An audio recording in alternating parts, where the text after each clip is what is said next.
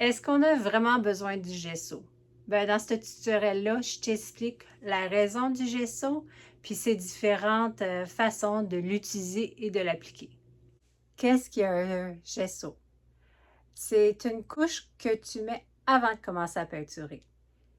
Ça permet à la peinture d'adhérer correctement à ta surface. Puis ça scelle aussi la surface, surtout quand tu utilises une toile, du bois ou du papier. Donc, ça l'aide vraiment à bien réussir tes prochaines applications. Ça m'arrive des fois de mettre plus qu'une couche pour que ma surface soit encore plus souple. Surtout si je veux faire des bâtiments, des choses détaillées, des visages. Plus qu'une couche, ça fait une différence. Ça rend vraiment plus lisse pour créer mes lignes, ma précision. Mais avant de mettre la deuxième couche, je dois vraiment la sabler. Puis après ça, je l'essuie avec une petite guenille, puis je retourne avec ma deuxième et même, je pourrais aller jusqu'à 3 couches de gesso. Les types de gesso. On a un gesso standard blanc. On a le noir. Puis on a le transparent. Donc le transparent, où tu utiliserais ça? Ton support comme un morceau de bois qui a du caractère, puis tu veux quand même le voir après ton application, c'est là que je vais utiliser mon gesso transparent. Avec le bois, c'est tellement important d'en utiliser à cause que c'est très poreux, puis ça n'a pas aucune application en premier. Puis si j'en mets pas, qu'est-ce qui se passe, c'est que ma peinture va être absorbée de différentes intensités, puis ça va créer que mon application ne sera pas constante. Donc, je sable, j'enlève les poussières, j'applique le gesso, j'attends que ça sèche. Je ressable et des fois, je vais aller mettre une deuxième application. Pour le gesso noir, ben c'est pour faire une toile où que je veux avoir vraiment plus sombre. Je ne suis pas obligée de travailler aussi fort pour aller cette toile plus sombre.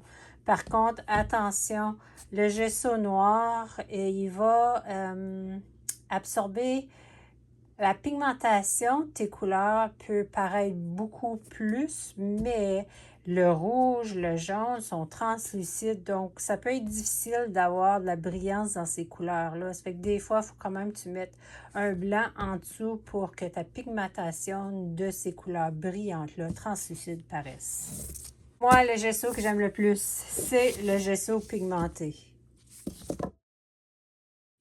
Fait que je vais aller mettre de la peinture dedans pour le changer de couleur.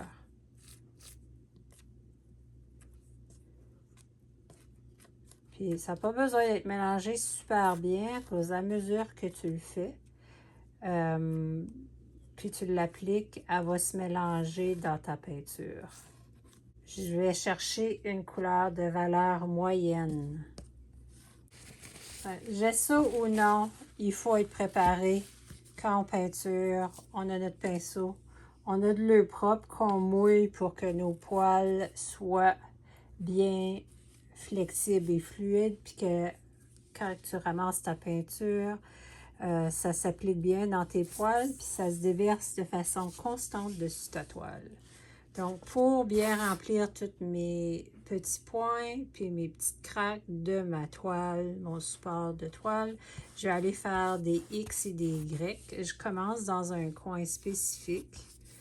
Puis là, en allant XY, c'est à cause que là, je vais un petit peu sur tous les sens. Puis je fais aussi les côtés.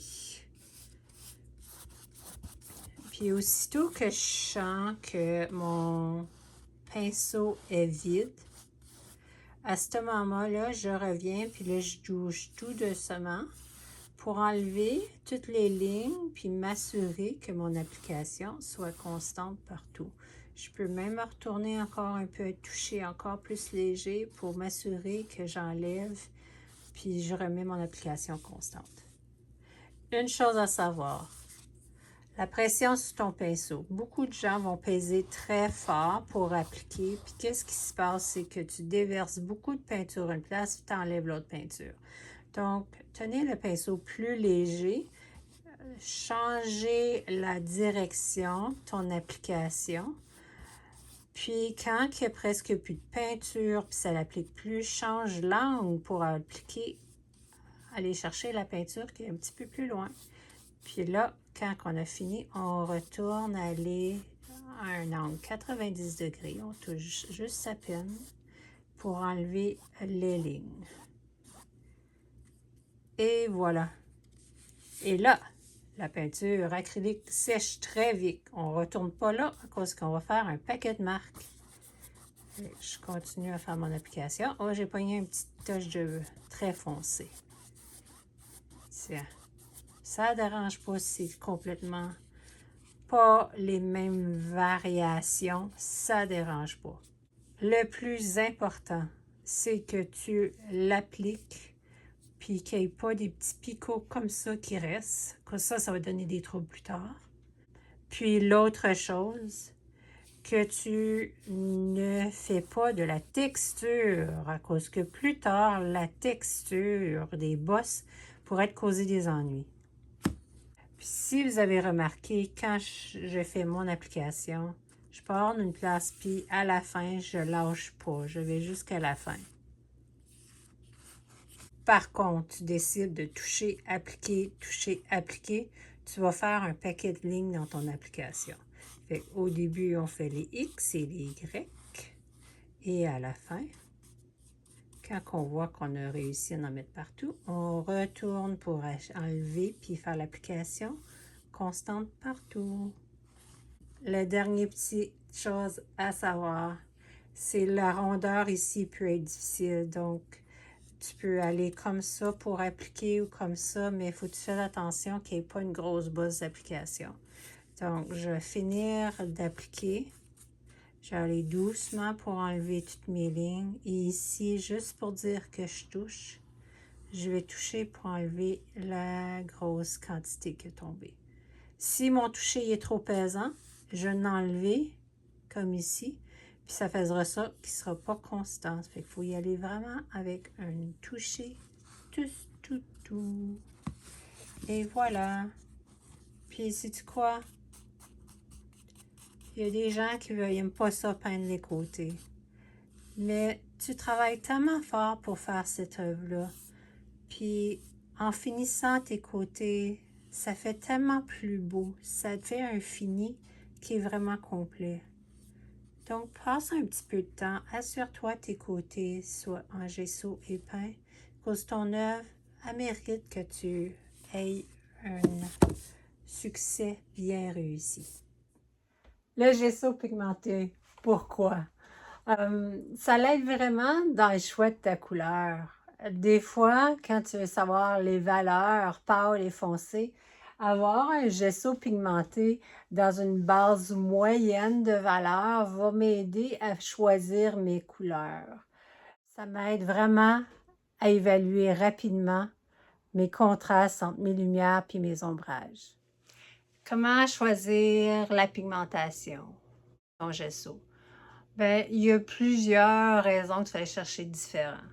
Donc, une de mes favoris, c'est celle-ci. C'est un gesso de pigmentation de chaleur. Donc, c'est un brun chaud. Puis de cette façon-là, quand je peins, si jamais mes couleurs, mes bleus paraissent plus chauds, mais si jamais il y a des petites places que l'arrière de mon gesso paraît encore, la couleur, puis toute mon œuvre a une présence de chaleur. Si, en parlant de chaud, il faut parler du froid. Donc, les couleurs grisonnées bleues vont donner une présence plus froide. Donc, à ce moment-là, en utilisant cette couleur-là, elle ne va pas aller à l'encontre de tes autres couleurs. Donc, si tu fais une scène d'hiver, puis tu veux avoir les tons plus froids, ça ne jouera pas avec tes couleurs froides. Ils vont continuer à présenter une couleur froide. Tu peux quand même mettre des couleurs chaudes dans ton œuvre, mais tes couleurs froides ne seront pas affectées par le choix plus fond de bleuté en arrière. Donc, peut être très utile quand tu fais des scènes naturel d'extérieur, de ciel. Ça ne jouera pas un tour dessus les couleurs déjà choisies que tu aimes. Maintenant, il y a des autres techniques très spéciales. Fait que la couleur très rosée ici, pourquoi qu'elle est choisie? Cette prochaine grosse toile-là que je fais, ça va être une toile qui va avoir beaucoup de couleurs brillantes. Il va y avoir épais de peinture. Donc, mon objectif de cette couleur-là, c'est que aucunement, par la fin de ma toile, je vais voir du rose dedans. Donc là, je peux m'assurer que mon application, elle est partout de consistance complète pour qu'il y ait assez de peinture. S'il y a une plage, je n'ai pas mis assez de peinture, le rose va paraître à travers de ma couleur, puis là, je vais pouvoir savoir que j'ai besoin de faire une deuxième application pour m'assurer que l'application soit constante et épaisse de façon continue partout. Maintenant, une des stratégies que les grands artistes ont utilisées, c'est un fond, là on le voit, puis il est très foncé, là. C'est un fond rouge. Un fond rouge, un fond orange. Ça fait une peinture où que tes clartés peuvent présenter une brillance plus importante. Donc, des grands artistes utilisaient ces couleurs-là. Puis là, quand tu utilises ces couleurs-là, quand je veux faire celle-ci, je veux que mon rouge paraisse en côté. Donc, quand je vais aller présenter un rayon ou une brillance alentour de mon jaune, de mon rouge, de mon jaune, mes couleurs pâles, il va quand même paraître un petit peu de rouge dans cette grosse application de peinture-là. Et là, cette couleur-là va ressortir beaucoup. Fait que toutes mes couleurs que je vais appliquer sur cette toile-là, en grosse quantité, ils vont ressortir. Ils vont paraître plus brillantes. Ils vont comme avoir un éclat à cause ils vont être contrastés avec le rouge qui paraît encore un peu alentour de chaque application de pinceau. J'espère que j'ai bien expliqué ça. Bien sûr, la toute dernière qu'on vient juste de peindre, c'est la couleur neutre. Donc, si tu n'es pas sûr, mais tu veux pas te battre avec les petits picots blancs qui peuvent paraître, au tout début, ben, il va y avoir des couleurs neutres, un brun qui est pas trop chaud, un gris. De cette façon-là, tu vas pouvoir t'habituer à comment ça agit, tu vas pouvoir voir bien juger tes couleurs, puis ça va t'aider à grandir dans ta peinture sans avoir trop d'effet dessus. Donc, celle-ci, c'est une couleur qu'on peut utiliser également. Je ne vais pas oublier aussi la couleur chaude pêche avec la peinture acrylique. Faire un visage, c'est peut être plus difficile. C'est pour cette raison-là que j'ai choisi le ton de la peau. Donc, en utilisant le ton de la peau, quand je faisais mon application, j'ai commencé avec des petites applications bas, pas épaisses.